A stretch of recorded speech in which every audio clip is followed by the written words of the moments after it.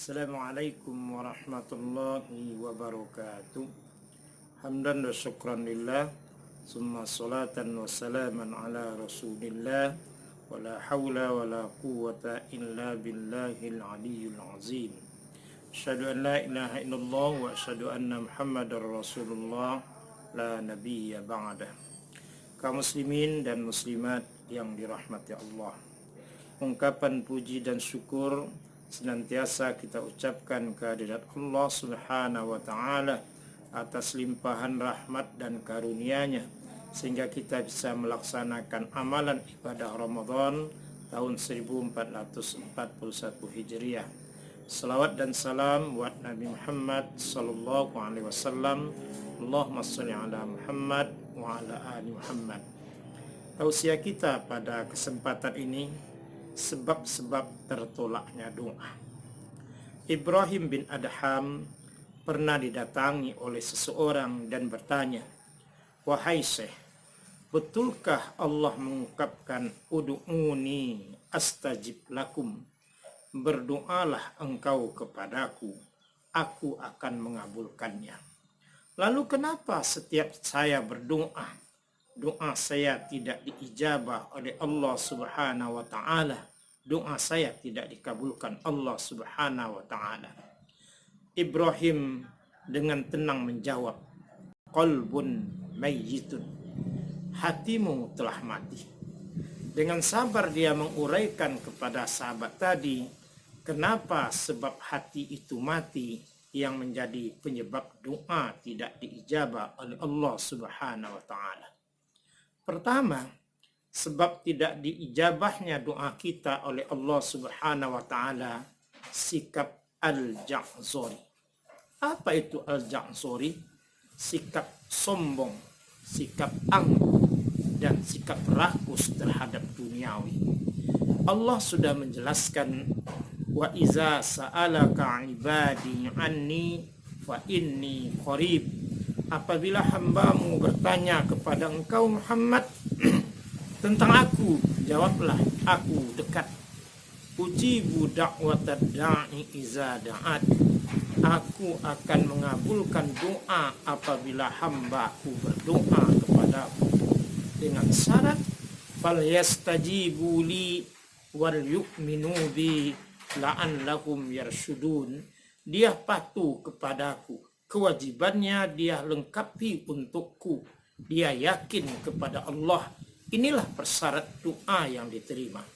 Orang yang al-ja'zori, dia sombong dan angkuh kepada Allah. Amalannya tidak lagi sempurna dan dia tidak mendapatkan doa yang dikabulkan. Betapa hari ini kita berdoa, namun doa kita tidak diijabah oleh Allah. Maka kita introspeksi, sudahkah channel hati, channel kolbu yang berhubungan langsung dengan Allah itu sehat? Yang dikatakan kolbun salim, kolbun yang selamat, kolbun yang sempurna, sehingga menghantarkan doa kepada Allah Subhanahu wa taala. Kaum muslimin dan muslimat yang dirahmati Allah, penyebab kedua doa itu tidak diijabah oleh Allah, al-jifatum bil laili. Engkau pada malam hari laksana bangkai.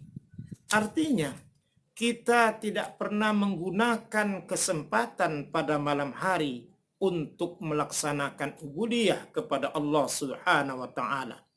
Padahal kesempatan malam itulah untuk melaksanakan qiyamul lail, bertahajud, berhajat, beristikharah, dan berwitir.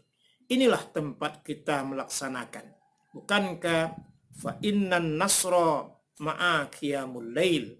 Banyak sekali pertolongan-pertolongan Allah itu bagi orang yang senantiasa menjaga qiyamul lail, meminta pertolongan Allah dan mendapat hadiah dari Allah dengan dilaksanakannya qiyamul lail, diijabah doanya.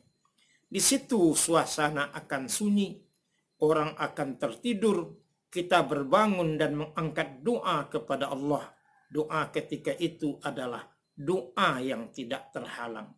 Kaum muslimin, terkadang untuk duniawi kita bisa terbangun tengah malam, tetapi untuk ukhrawi alangkah beratnya bangun tengah malam. Apabila ada channel menyiarkan pertandingan sepak bola, kita tunggu jam 2, jam 3 sampai subuh yang kadangkala melalai subuh kita. Tetapi untuk beribadah kadang sudah terbangun ketika jam 2, jam 3. Namun kadangkala itulah setan menggoda kita sehingga kita tidak terbangun untuk berqiyamul lail. Rajinlah berqiyamul lail. Itu adalah pendobrak pintu langit agar doa kita dikabulkan oleh Allah Subhanahu wa taala. Yang ketiga, al-himarum bin nahar. Engkau laksana himar pada siang hari. Himar atau keledai yang membawa buku ilmu yang banyak, tapi dia tidak mengetahui isi ilmu, isi buku yang dia bawa. Maka himar pada siang hari sebuah amsilah, sebuah percontohan orang yang juga lupa kepada Allah pada siang hari. Mulai dia beraktivitas, apapun yang dia usahakan, selaku guru, selaku pegawai, selaku saudagar, apapun usaha kita, jangan sekali-kali lupa untuk beribadah kepada Allah. Kadang ketika waktu Allah memanggil kita, hayya 'alas shalah, hayya 'alal falah, namun kita belum tergerak untuk melaksanakan memenuhi panggilan yang sangat indah dari Allah Subhanahu wa taala. Inilah yang ketiga, orang yang mampu menggunakan siangnya untuk melaksanakan amal-amal sempurna di sisi Allah Subhanahu wa taala. Yang keempat, yang menyebabkan doa kita tidak dikabulkan Allah, tidak dijabah Allah, qati'ur rahmi, suka memutuskan hubungan silaturahmi. Beribadah dan memutuskan hubungan silaturahmi adalah hal yang bertolak belakang. Ahli ibadah harus menyambung hubungan silaturahmi. Hanya orang-orang yang lupa kepada Rabbnya yang kadangkala memutuskan silaturahmi. Silaturahmi akan memperpanjang umur dan akan mempermurah rezeki kita. Banyak sekali sejarah mencatat ketika ada seseorang ditimpa penyakit, dicari seorang dokter mengobatinya, ternyata dokter itu tidak bisa mengobatinya. Ketika akan dioperasi, dia mohon berdoa kepada Allah dan dia mohon pulang izin sementara. Ternyata yang dia laksanakan cuma ibadah dan menghubungkan silaturahmi. Dan ternyata ketika silaturahmi sudah baik, ibadah sudah baik, akhirnya penyakitnya pun hilang. Dokter pun heran kenapa penyakitnya hilang. Apa yang engkau perbuat? Dia cuma menjawab, saya berdoa kepada Allah dan saya menghubungkan silaturahmi. Inilah perbuatan yang indah. Hilangkanlah akhlak-akhlak yang akan memutuskan silaturahmi. Mudah curiga, mudah buruk sangka, mudah hasad, mudah dengki, mudah bersuuzon. Itu adalah penyakit-penyakit batin yang memutuskan silaturahmi.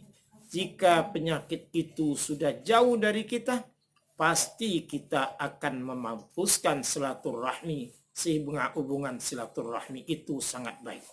Lihatlah kaum muhajirin dan kaum ansor ketika di kota Madinah ketika itu.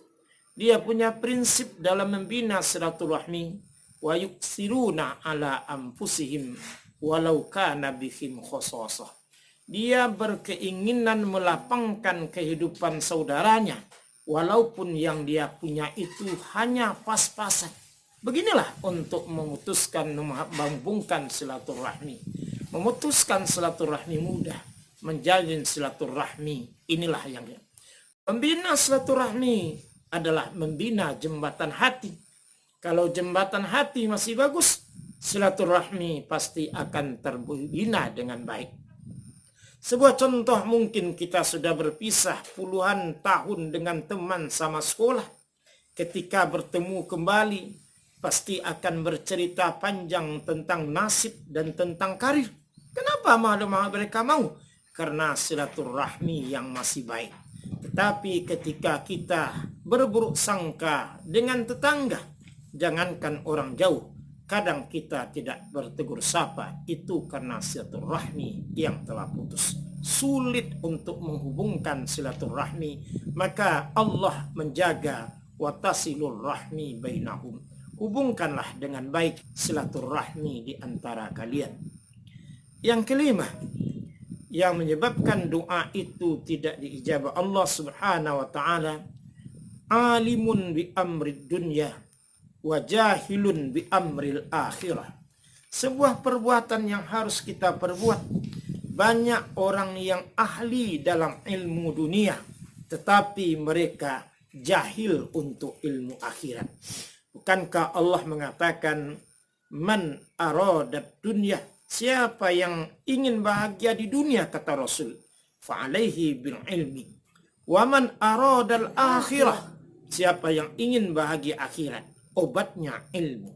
Wa man aradahuma fa'alaihi bil ilmi. Siapa yang ingin bahagia dunia wal akhirat, maka obatnya ilmu.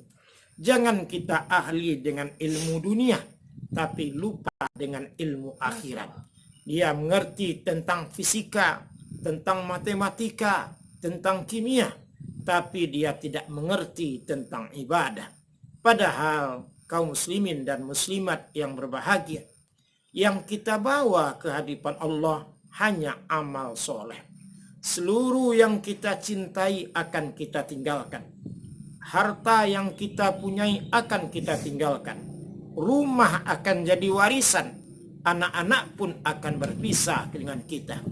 Yang akan kita bawa di hadapan Allah cuma amal soleh. Janganlah yarji'u isnani wa yabqa wahid. Mengantarkan mayat ke kubur itu 3. Ahluhu, keluarga. Maluhu, harta. Amaluhu, amal ibadah. Fayarji'u isnani, akan pulang harta dan keluarga. Wa yabqa wahid, dan yang akan tinggal menemani kita hanya amal ibadah. Maka janganlah kita pintar untuk duniawi, tetapi lupa untuk bekal akhirat kita. Inilah bekal untuk besok.